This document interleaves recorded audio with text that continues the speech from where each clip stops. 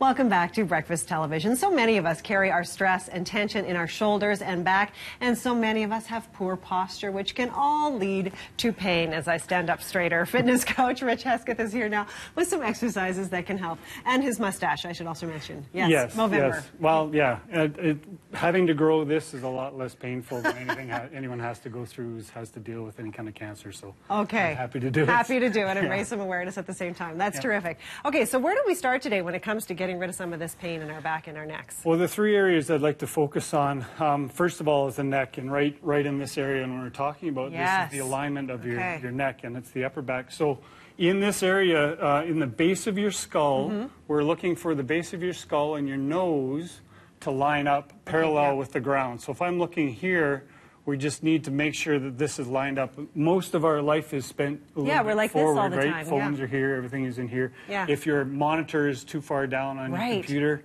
you're down here. So that's where the neck takes in. And a real simple solution to that is even if you're sitting at a stoplight, you can just retract your neck back and then let it relax. Pull it back. You don't have to chicken neck it. Right. All you do is pull back and relax.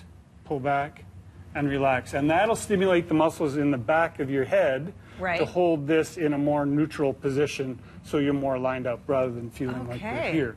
So that's one strengthening exercise you can do to align the neck. And we're doing this all the time, even at the stoplight. I love it. Oh, yeah. Okay, yeah, really, terrific. it doesn't have to take up a lot of time. I mean, you're not doing much at a stoplight anyways. Right. Okay, perfect. So then the next thing we talk about is rhomboids. So the rhomboids are your scapular retractors. They attach on the borders of your scapula and pull it in. So this is right on your back. So right back here, we're going to be trying to pull your shoulder blades in here, right? So the rhomboids are what holds that position back. So one of the simple things you can do, and again, if you're sitting at your computer, you find, oh man, I'm so stiff. A lot of times if your rhomboids aren't strong, you take all the load in your traps. Right. So, oh man, my neck and traps are really painful. So we can strengthen those simply by this 90-90 position. You can do it upright. Okay. Like you're running your hands up a wall, then rotate around into this W position, then up into a Y, then back down into the W, squeeze, squeeze, squeeze, release back down, and come down. You can do reps of that, or even just this squeeze. Well, all of a sudden now you're standing in a better postural position. Everything has been activated to pull back. And you can do that really simply. It's a quick fix. And just reminds you, okay, this is the position I need to be in. The next thing we need to work on is called the serratus. Now, serratus are these little finger muscles that are right under here on your rib cage, right by your lat, right under your pec. What those do, they all attach to your ribs.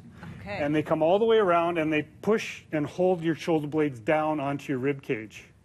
And a very simple one for that, I'm going to go down on the ground. I brought these blocks because some people's wrists don't handle being in a flex position.